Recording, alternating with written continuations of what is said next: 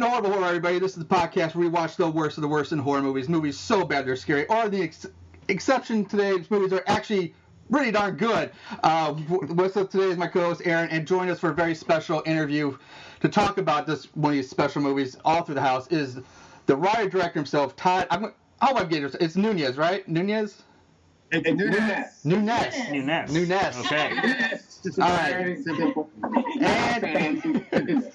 And his sister, his lovely sister, the star of the show, Ashley Marine. Well, you got the last name. I'm going to butcher it again if I say it. So, Nunes. There you go. Nunes. I can learn. Yes, so they graciously took some time out today to sit with us and talk things all through the house, which was, when I stumbled upon this movie, absolutely loved it. I was so pleasantly surprised to see another good horror Christmas movie come up. It's been a while, so we absolutely loved it. But I guess we'll just jump into this interview real quick. So my questions are in no particular order whatsoever. They're just kind of what I was coming up as a time thing. But now that you two are being brother and sister-in-law, did you guys grow up thinking that you'd both go into the film industry as kids, or have some kind of like sibling rivalry competition between you two growing up? Maybe a family connection. Who knows? Yeah. No rivalry at all. In fact, I want her to have the best, her to go on. If she becomes the big star of the family, I would be so happy and proud of her. So there's nothing like that going on. But I think it was always just something that we did. I have my sister, but I also have two other younger brothers. So they were always part of the project that I did growing up. I was always throwing them out on the rooftop in the rain. My parents were always screaming at me. You know, and I'm like, what did they say? We have a cop down at the bottom of the driveway. Don't fall. Well, that's what brothers are for, right? I was kind of born and raised in this genre, so I don't really know anything else other than her. They go around in pools, bathtubs, going out windows, going downhill. You name it, they have been through. So you guys have done, so growing up together, I guess you guys have done horror movies in the past, like shooting on an old camcorder, rough cut editing. Oh man, that's kind of funny because we used to do that. Yeah, we did it in high school with the old like VHS camcorder that was like that big on your shoulder. Yeah. And we're throwing people over walls with like a little mat that's about that thick. It's like, oh, you're fine, you're doing. Yeah. Totally unsafe. Oh yeah. But it was the drive to do it. So, and we have lots to do it. We made some pretty funny stuff. Oh, I know. It's always fun to go back and look at that stuff. It's awesome. Yeah. Did that lead you to actually did you end up going to any kind of particular film school, or did you just kind of start doing this all on your own, just trial and error? I eventually went to film school, but at first it was just something that I had to do, that I did, that I wanted to do, and it was just, I went out and I did it. And when I was in high school, I even rewrote Friday the 13th and Halloween in the stage plays. And that's how I made drama popular. And people started coming to see it. They wanted to see everybody get killed on stage. We had music and costumes. And I just went all out for it, you know? And we packed the audience in. So that really got me thinking about the structure of a horror movie. You sort of have to rewrite it to fit the stage and try to keep the essence and characters. And so that really started my wheels turning. And I eventually ended up doing my own original horror plays in school, and then I started writing screenplays. That's amazing, because that's really similar to what my background was in theater growing up, and I started on stage acting, then I moved into directing myself in theater, and I've always wanted to do, like, I've written a few, like, horror plays myself, thinking it's just not, personally, like, what would I want to see, and I don't think there's enough of them out there, so I started doing that same thing. I think that's really, really wonderful. So obviously your next thing is film, Marshall. Yeah, obviously that's my next thing. That's the next logical step. Yeah. Speaking of high school, so then, Ashley, did you do any acting in high school, college, or did you just start kind of? When Todd left and went to college and everything moved to LA, I was still back at home going to school. And I didn't have a ton of movies at high school, so the drama club was nothing like how it was when Todd was in high school. So I actually went on to do sports. I played soccer and I did track. I went on to do college track too as well, Warren Hurdles. But Todd always seemed to always pull me back in whenever we had projects. And After I graduated with my BA, I became a probation counselor. That's right. I did learn. I didn't know that. I did learn that. Okay. After a few years of working there, I kind of just like looked around, and it just wasn't for me. I wanted a little bit more. I just settled, like, I can't just settle for a normal life because I just don't know. I can't normal. Life was never normal. So that's when I decided to just, make the change. Just, I quit and just moved right in there. So. Well, I mean, it still takes a lot of guts to make a big life change like that. I mean, it's a stressful thing, and so good on you, and congratulations for doing that. And basically, what I saw in all through the house, I think you made the right decision, and hopefully you'll go on to bigger, better things.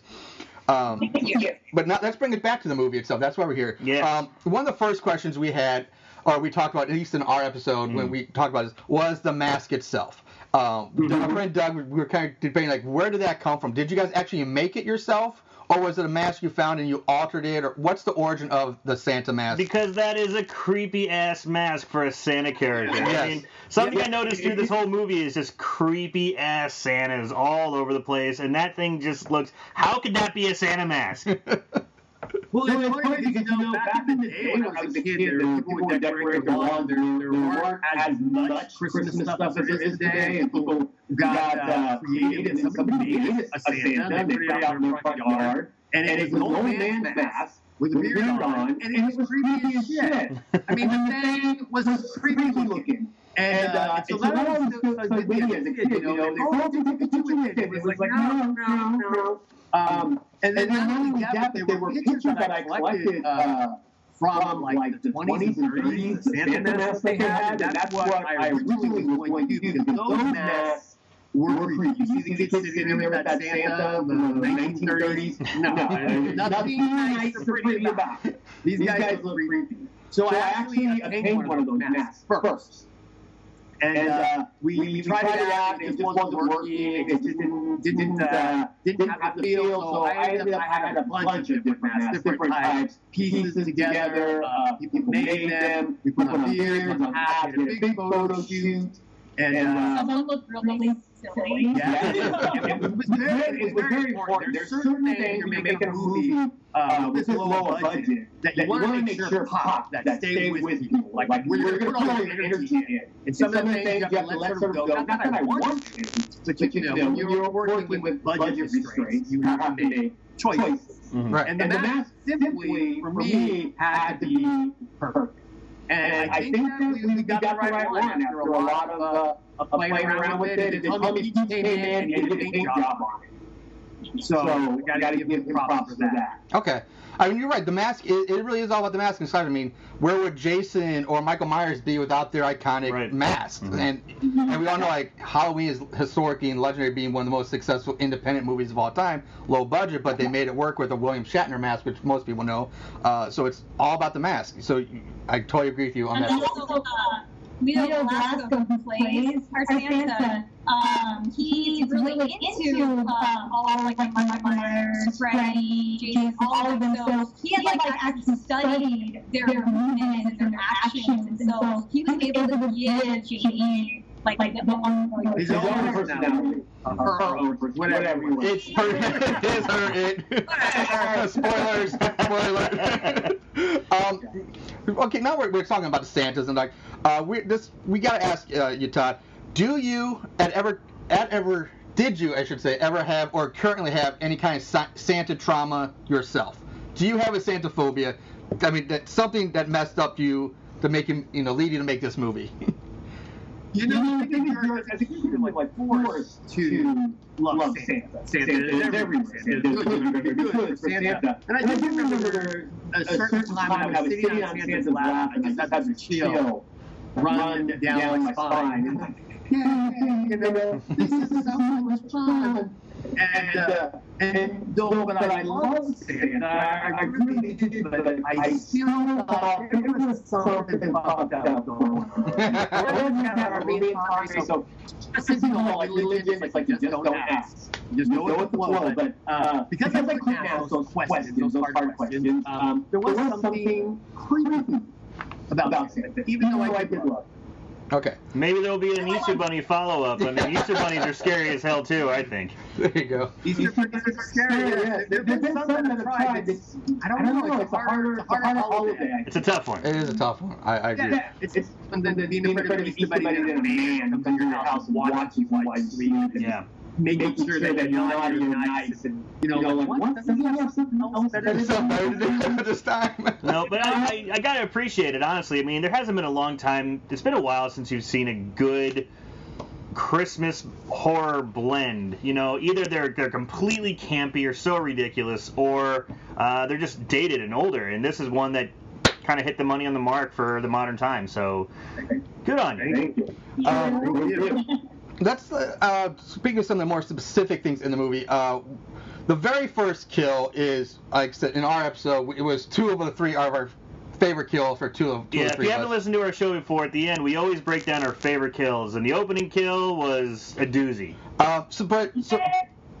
So my question is, because this was such a low budget movie, and maybe not even just that effect, but how were you able to pull off some of these effects so well with such a low budget? Because the boob stab and the eyes, like when I look for these type of things, you don't see any kind of prosthetic lines or makeup ridges or marks. I mean, it was a hell of a job. Yeah, because that's something we do. We look for, we're horrible horror, so we look for bad stuff, and we really didn't find a lot of bad stuff that was jumping out on us for this one. For such a low budget. So I was amazed by that. So how was it making the effects for these amazing kills? Well, like I said about with mask, picking what you want your really shine through in your movie. And obviously, the Gore was one of them. We had a very, very low budget movie, and in fact, more than half of our budget, even though it was already low to begin with, went to special effects. Because it was going to be something that even if the movie sucked and everybody hated it, at least they said, well, at least it was boring. So we put a lot of, yes, we put a lot of time and energy into that. Pretty girls, gory, okay, somebody will give it a watch. I mean, how does it work? I mean, we did, and the kills were amazing. They were really good kills. And when I'm watching a low-budget movie, it's like I always feel cheated when I get introduced to a character and I watch through the whole movie and then they scream some blood splatters on the wall. Right. Sure, I get it because there's money and cleaning that blood is a bitch. Like a big time. Let me tell you. And then we have a lot of blood in this movie, and so there was a lot to clean up. So I totally get it, but I still feel like if it's a slasher movie, I want to see the kill. Exactly.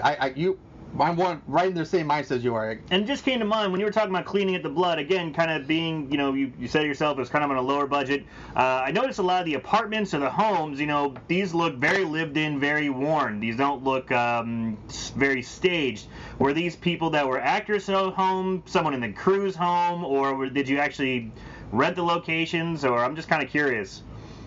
Most of the houses were people that we get for free. Because you're working on a low-budget movie, the first thing you do is write a list of everything you can get for free.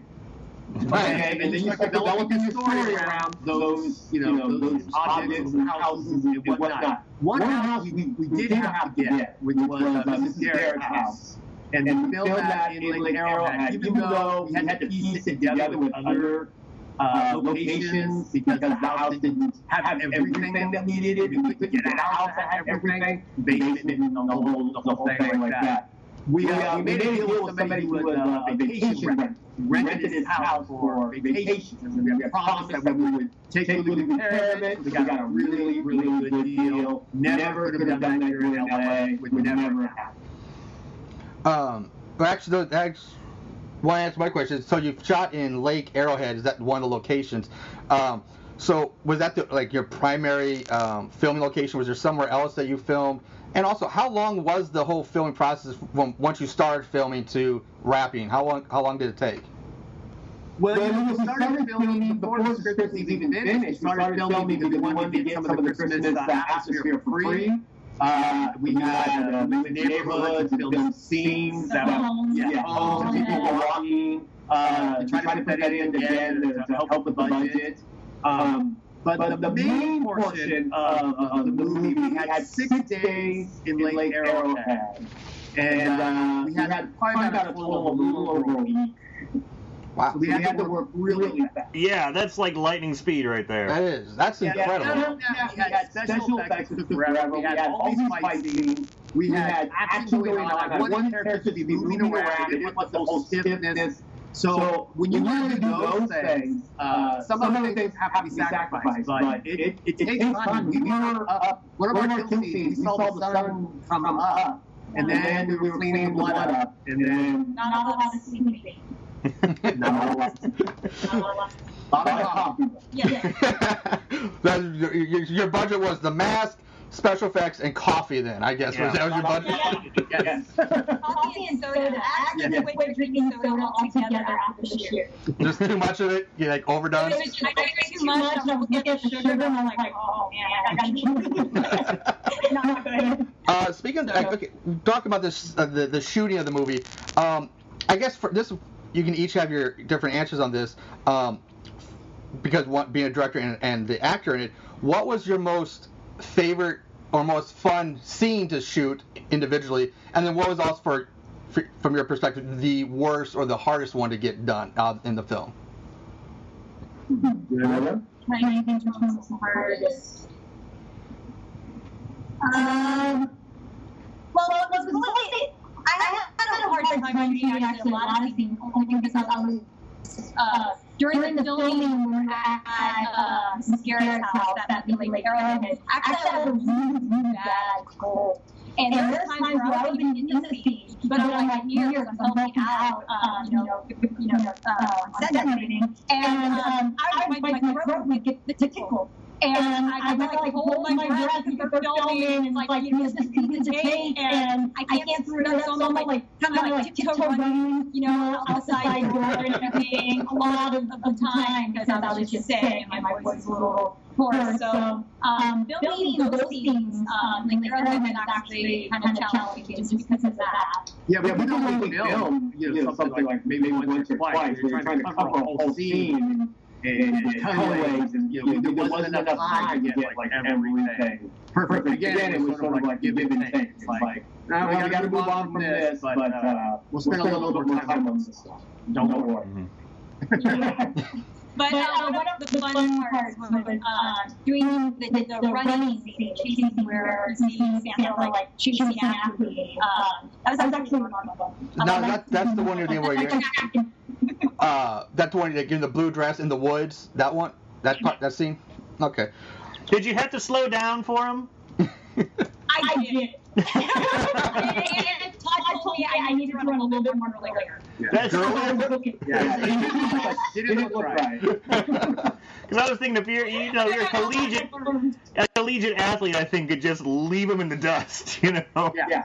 Because apparently, what's it? Is it Johanna Ray? Your favorite kill, the girl gets killed in the bathroom. I found, according to her IMDb page, she was a Division I track and field athlete too. Yeah. Huh. So Yeah, she didn't really get a chance to run. To use her abilities. Yeah, and very much clothes on. No. But you think it would weigh you down though? Be a little faster, I would assume.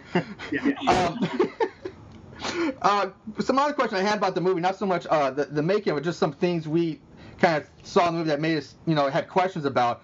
One, speaking of the, not your chase scene, but it's when Sarah is sneaking around the house and this mannequin falls from above on her. We were just kind of confused as where did it come from? Where did it come from? Who dropped it? Why is there a mannequin hanging on the outside of his house? There's actually a couple of spots in the movie that had to get cut out. That was going to be my question. There's also the eggnog scene, where she drinks the eggnog. The eggnog is set up during the scene where she's talking about her mother, Tia, and she's pouring it, and she's getting ready to drink it, and she does it, and so we do this whole thing, but that whole scene got cut out. Not necessarily what I wanted, but that's what happened. That's kind of what my feeling was, because we also talk about the eggnog, how it just kind of came out of nowhere when Rachel, when she drinks it, like, where'd that come from? That wouldn't be my first choice. I'd be like, All right, something's creepy in the screen. She was trying to drink it in this conversation, and you're wondering if she's going to drink it, and then she sets it down there, and then she leaves. But you have to see me drinking it because I get knocked out. Right, yeah. But the mannequin on the roof was a part of Mrs. Garrett's decorations that she wanted the girls to help her with. She wanted to slide it there, and the mannequin was like Santa Claus. It was also sort of a tribute to one of my favorite horror movies, which was Friday the 13th Part 3. Shelley comes into the barn and not scolded top down. Yeah. No reason whatsoever. Yeah. That was part of the doing this movie was sort of like embracing, all the faults of the 80s. Having fun with them, and trying to throw all this in like a killer camera at once. Even though he could explain, he could be explained. It could be right. And that's kind of what I thought some way had to do with cuts and things getting put left on the cutting room floor. It was like I don't know over 2 hours when I turned in. I turned it in. It was really hard to cut some of the scenes out. And there's times where I feel like, oh, really? Yeah. I was like, that was such a good, shot, good moment. But you gotta be able to cut it and at least, make the story still, make the main story make sense. Right. The teeny little things may not. Okay. Well, but yeah, there's some moments that I'm like, Speaking of things making sense, and also I assume this is nothing that got cut out, but we talked about this. During the movie, there wasn't a whole lot of explanation or backstory onto maybe why Mrs. Garrett was so obsessed with Christmas or the Santa mannequins, why she had so many. Was that something that also got cut out of the final script, or was there some explanation originally? That didn't really necessarily get cut out of the final script. But it is something that could quite possibly be a part of a sequel if that ever happens. The answer is there in the movie. It really is there in the movie if you really want to sit there and analyze it. But Mrs. Garrett, as you know, was abused by men. She was used as a child by men. She hated men. She grew up hating men. But there's one man who is never going to abuse it. Okay. Santa. He never really exists. And that's who she puts all this energy and surrounds herself with, is this man who will not hurt her. Now that makes perfect sense. That's why she gives Santa the sexy lovin'. Yeah. And that is why Jamie comes back to her the way that he does. As Santa. She want to love me the way I was, but maybe she'll love me as this man. She'll love me this way. See, that makes me appreciate the movie even a whole new level now, because that's awesome. Like I thought there was like whole number something else going on, but the way you explain it, that is so. I find that very satisfying. So that's awesome. So thank you for that. That's great. Now you did. I'll come back to this one, but we made a big deal on the show about the bag of dicks, which we love. Yeah. Come on, this was the first movie we did that had a literal bag of dicks. So. I gotta ask, how did you make them, or what were they made from, and who got stuck with the task of making all the fake dicks? It's a lot of dicks. That's a lot of dicks. But Tommy D, who is our special effects guy, Josh Gary, and Mama later, did a lot of the great things that you guys have been talking about. But Tommy D originally was the one who made them. He was so excited about doing it. He said, you think how to play. I'm like, okay, you got the job. And he did it. He had a blast doing it. We initially weren't going to show the several pieces. My idea was to have it happen, but not to show it. And then at the very end, when he has the bag and he opens it up, then we show it. But there's a lot going on. I filmed it just in case. And I guess we decided to just throw it all out there. Well, I am so glad you did, because I'm sorry, it was just, I loved it. I thought it was great and add to the movie. That is a horrible horror first. It was not one, but 2 decapitations. Yes, two cuttings that took place, and obviously many more that we don't see. So I'm kind of like, I think we talked about it. It's like, what kind of call are they going to get the police department the next couple of days of just guys running around dickless all over the place?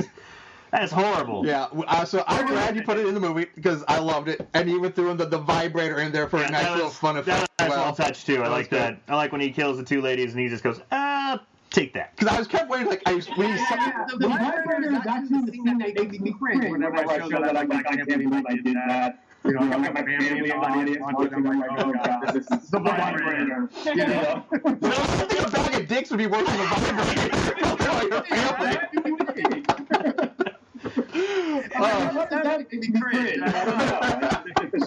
That's funny.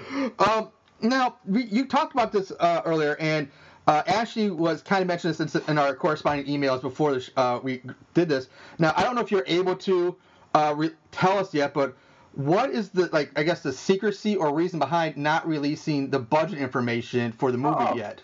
Is there some kind of well, it came down to distribution. Okay. Producers that I work with are great producers. Of course, they were a little nervous about the film in the beginning, so they didn't get us very much involved. So I had to prove myself, which is great, because it's helping me now with my next movie, which we're going to do a lot more involved storytelling.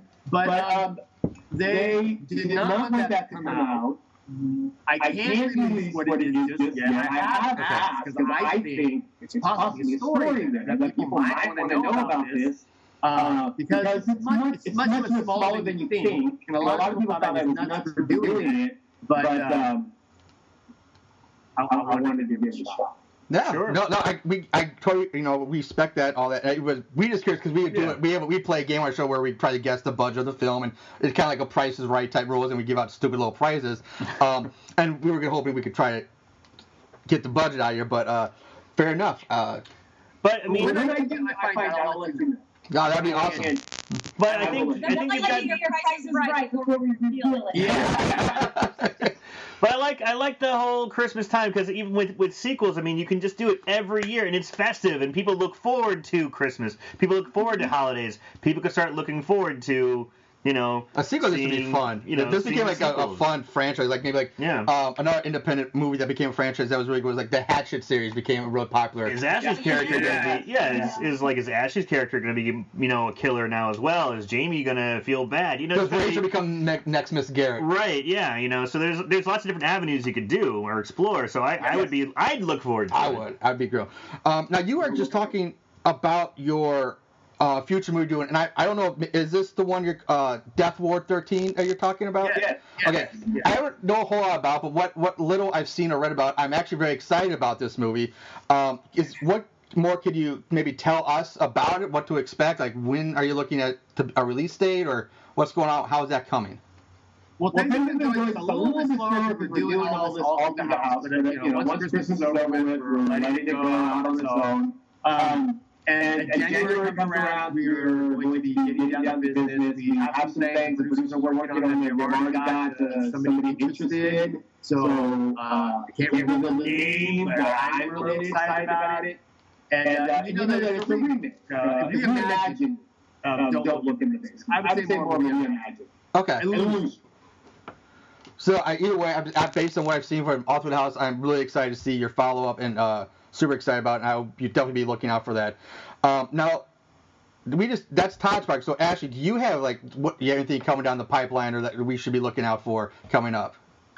Yes, I guess I'd be rumored in Death Ward 13. I don't know. I am on the cover of the poster. So you might be on it. You might be in it. I'm not sure then. Okay. I saw the poster, but I guess it was a smaller picture, so I didn't recognize that was you. So there's that. So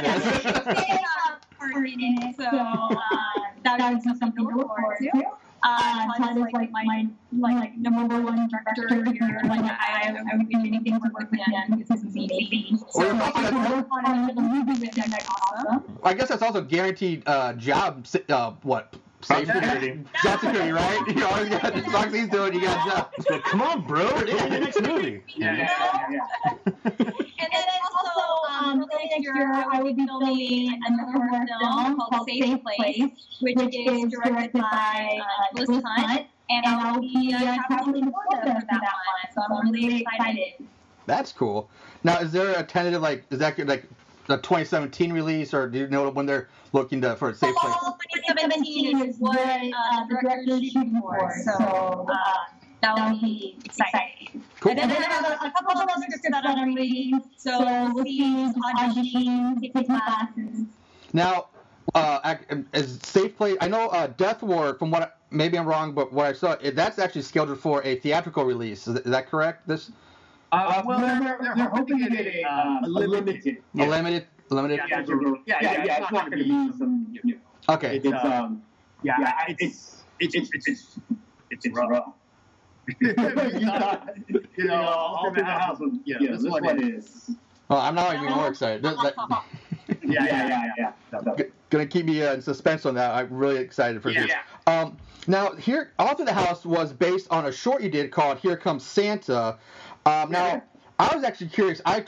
Is there a way or a place that people could go to watch the original short to see how All Through the House kind of morphed or became what it is? Because I'd be very curious to actually watch the short myself.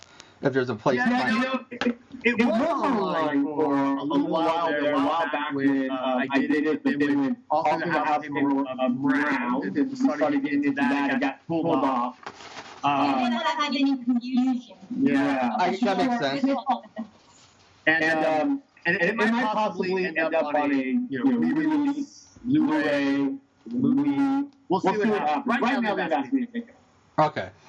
There was did you know there was also an All Through the House short on Amazon Prime right now, which is, when I looked for the movie, I saw it on Amazon, and it wasn't your movie. It was like a 6-minute little piece of like a kid trying to... It's a more recent movie that they just somebody just did All Through the House. Yeah.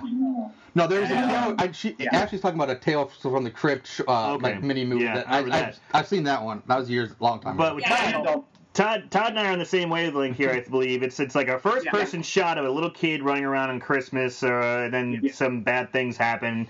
But I was like, this is not what I'm supposed to be watching. Is there any problem, or are you saying, hey, give me the name? Our producer Steve Redmond, he noticed this guy's on it, on everything, and he brought it to my attention too. What can you do? And it's a short movie, so hopefully there's not too much. Yeah, it's not like, not the same length. That maybe we're on to something or doing something. There's big-budget studio films coming out. A lot of times there are filmmakers who will make a movie that is kind of like that movie. Like Asylum. And put it out, to kind of get the buzz from the studio. Yeah, I think that is Asylum, right? They're famous. The Asylum studios, that's their niche. Yeah. We did an Asylum movie not that long ago on our show. I forget which one it was. Now, just some of our general questions. Todd, like growing up, you said big horror fans.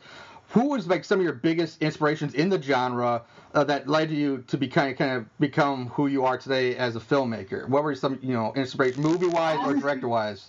John Carpenter and John Cunningham, who I just met recently on Strange Circumstances, but it was pretty amazing.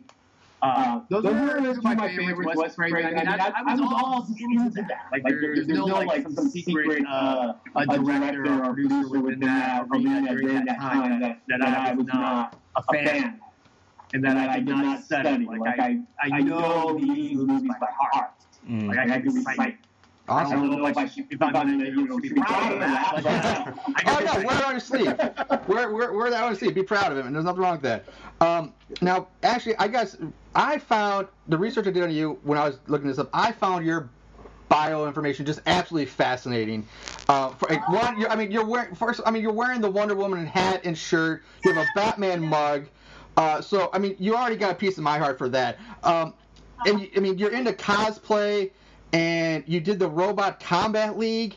So how did you get into cosplaying first? What led you to that? And then how did you get onto the Robot Combat League? Like, what was that? How did you get there? What led you to there? Well, first cosplay came around when I was actually really little, before we could call it cosplay. Todd would actually dress us up as like Batgirl and Wonder Woman, and my younger brother's Batman and Joker, and we would have those costumes not just for Halloween. And like every year after that, just do it again, do it again. Eventually on Halloween, I started coming up with different costumes, actual Halloween costumes. But I always had my woman and that girl like in the my closet. That's awesome. And then as I got older, it kind of just became like a huge thing. Like we would go to comic book conventions and dress up before it became a big thing. And now it's like you go there and everybody cosplaying. So that's kind of cool. You know, I'm considered normal now. So that's pretty cool. Yeah, I think it's pretty funny. You go to those things now. Yeah, you go to those things now, and they look at the people who are not dressed up. It's like, oh, what's up with that loser? You know? Yeah. And then Robot Combat came to me when I was actually auditioning for a different TV show. And that one led to, I guess, my audition case led to, got the attention of Robot Combat. Yeah, she almost got like Big Brother. Yeah. That one I really wanted. I did that. I don't know how to put the audition. Like, I did it. Yeah, very close. And then I finally almost got close. And for a second there, when Robot Combat was contacting me, I'm like, they said this is more than Big Brother. This is bigger. But no, Robot Combat, that was like a one opportunity. That was absolutely amazing. Not too many people can say that they were able to control an 8-foot-tall, like, giant robot and, like, put it in combat, you know, and fight. I did rock and software as a kid. And it was like, yeah. You were basically the inspiration for like that Hugh Jackman movie about fighting robots. Real Steel? Real Steel was basically Robot Combat. You lived it. Yeah, making it in person. You can really see it happening. My family, the whole family came and watched the audience. You know, they're all like screaming. It was really crazy. It was intense. How was I definitely didn't think I was going to go all the way to the end. It wasn't after the first fight. When I had my first fight, I was like, wow, I really brought out that warrior. But like after a while, you know, I hadn't ran track in a while, so that competitive side kind of, I forgot how competitive I was until I suited on and I started fighting. I was like, wow. That's awesome. So pretty fun. You got to meet. I assume you got to meet Chris Jericho, the host. I mean, he's pretty awesome. Jericho's a big fan. Also, so that was. What else? Oh, and George Lucas. Oh, wow. You know that guy. That guy. You know, he did that little Star Wars thing is. His daughter is a professional MMA fighter, and she was a contestant also on the show. So she's like super nice and awesome. How'd you not know that? I don't know. MMA. I like a lot of MMA stuff. When you said Freddie Roach, I'm like, oh yeah, he's a boxing trainer. He's an all-time, and I know who that. I didn't know George Lucas's daughter was a MMA fighter. Had no idea. Now, so other than Wonder Woman, who is your leading favorite, what are some other your favorite characters too that you like to cosplay as nowadays? I like cosplaying as Batgirl. She was one of my favorites growing up as a child too. I love Elvira. Elvira is Who doesn't love Elvira? for me. I just remember one day I was walking down the hallway and a friend of ours was sitting there and she was like, you know, you look like the Elvira. I was like, really? And like the next week I had my costume, my party boards, like putting it together. And I ended up Elvira ended up herself ended up taking a picture of me. Nice. Wow. It's not in the background. What about you, Todd? You do any cosplay? I do not do any cosplay. Not now. I used to. You did cosplay. Yeah, I won a bunch of competitions too. So, I used to for a little bit, and then for the past 4 months. Awesome. Now, are you one of the hardcore cosplayers? I Like, hope Geek family here. Yeah. I have a geek reference was my next part. I was gonna go into that. But are you one of like a hardcore cosplayer? Do you actually like sew all your costumes yourself, or do you like hand make everything? My mom helps a lot with that. She's a geek mom. She's a geek mom. So she's been making costumes together like since I was like before I was born. Yeah. So she is the mastermind behind all the costumes, and she was very, very nice. Linda Carter replicated. Nice. Not to mention that my mom was responsible for a lot of set decorating and all the house. Oh, really? Yeah. Very creative. Yeah, she's very creative. Because I gotta say, the houses, the decoration, Miss Garrett, okay, she loves Christmas, I get it, but when she asks over and decorate more, Yeah. goddamn. What more can you possibly do? Like, you gotta decorate the bathrooms, I mean, she decorated the crawl spaces, obviously, but I mean, she decorates everything.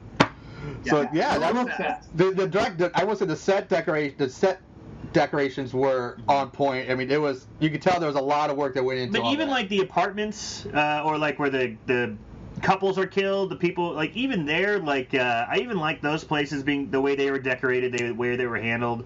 I thought those were pretty cool. Yeah. The purple room. The purple room was very interesting.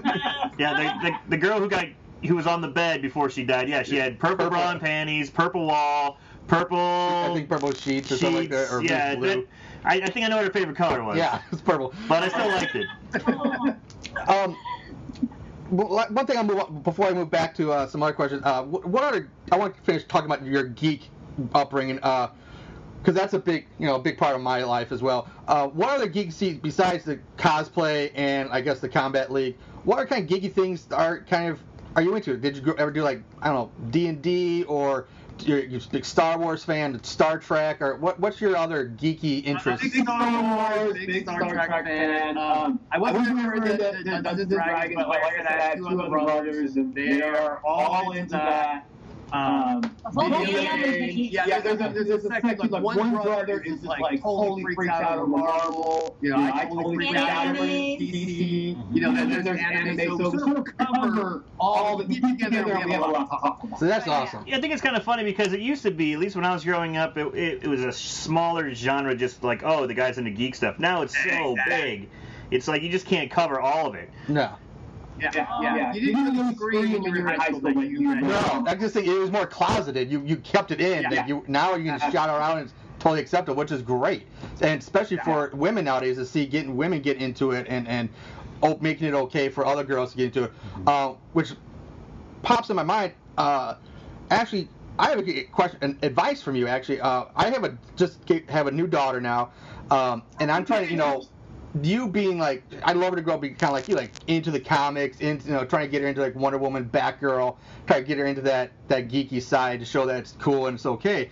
I mean, do you have any advice? Like, what got you hooked on it, other than I guess having older siblings? But yes. What was your? Go get all of the Supergirl hero characters, action figures. They have all those superhero girls, and you go and tell them this is Wonder Woman. Yeah, I've already bought her like the DC superhero high. I think it's the line, like the superheroes in high school.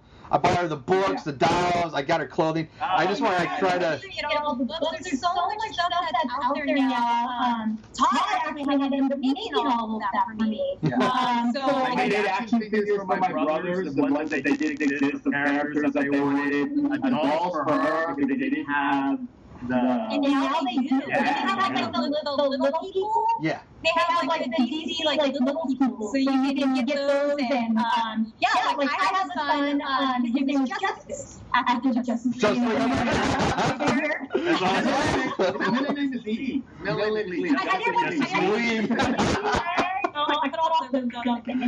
That's amazing. But he at a really young age, he did the same thing. They had like the Magics and the DC, like all those little figures, and with the little people too. So he wrote up all over DC. Yeah, he's an encyclopedia. He knows their real name, who they did, everything. Yes, and he's been for Halloween. He's been Green Lantern, Aquaman, which was one of my favorites. That was really he's been Superman, Green Arrow was one. Batman, Green Arrow was one that he really rocked it. Like he's Robin. He's been all like Young Justice and Titans Goes. That's awesome. I think you got it covered. Yeah. I was sending you email over to like I need advice on how to for my daughter. What do I do? Let's bring it back to the horror movies and stuff. Todd, you also directed a movie called Scary Larry, which Ashley was also in, and so was Kelsey Carlstead. I hope I got her name right. Who was also in All Through the House. She was the girl in the Santa lingerie who got the shears to the head. Now, I've looked for that movie, too, to watch it, but it's not really hard to find. Now, is there a place where people can find that one as well? Buy it, rent it online? There is no place that you'll be able to find Scary Larry. Probably never. It was a movie that, again, not a lot of people had very much faith in because it was even less money. And then once it got done, these two producers began fighting over it. And it's just like they weren't letting up. And so it finally got to the point where it's just going to sit on the shelf because neither one was going to budge on it. And so that's it. And I made peace with it. It was not an easy thing to make peace with. So I just got back into doing all through the house. I brought pretty much all the cast and crew that worked on Scary Larry. Let's do this, give them another shot. And everything worked out for the best. I mean, something didn't happen, but that doesn't look well, but Scary Larry also got us all in the house. By Scary Larry, the executive producer saw it and saw what Todd could do with what he had, and was like, well, no, we'll give you a little bit more and see what you can do with that. And so it wasn't a waste, but I did feel bad because a lot of people gave up time and energy, and I worked with some pretty cool, talented people who could do stuff on low budget, minimal time. So there's a story there too. So that's fun. And it's like a sound hype going on. It's very topical. I mean, that's a shame. I mean, when you put that much effort and time to create something, to not be able to have it seen, that's a shame. But hey, like I said, something positive came from it. It led to All Through the House, which is an amazing movie. Now, a couple of questions we've asked every guest we've ever had on the show. One, if you had to pick one or two, what is your all-time favorite horror movie? Each one, you can both answer this. And I know it's tough to do because it's really tough to put you on the spot and say, what's your favorite ever? Because, I mean, everyone's got a different opinion depending on the way the wind's blowing. Or some that maybe some that stuck out to you a lot as a kid. Maybe it wasn't that good, but some that just really, implanted in your brain at a younger age or something. Well, for me, I love Jamie Lee Curtis. I admire her so much. I grew up admiring her, and Halloween is my absolute all-time favorite. Just the opening scene alone, keeps me captivated. That's like watching it. I can't stop. And then once I started watching it, I won't stop, even though I've seen it 1,000 times. Favorite movie. Finally got to see it in theater with Jamie Lee Curtis and John Carpenter. Wow, I'm jealous. I'm right there with you. Halloween's probably my all-time favorite too, and I'm incredibly jealous that you got that experience with Jamie Lee and John Carpenter in a theater. That's awesome. What about you, John? Jamie Lee Curtis actually sang "Happy Birthday" too. Just when he turned 5. He's not he's 5. She sang "Happy Birthday." It's on YouTube. While Peggy is his hair in the morning.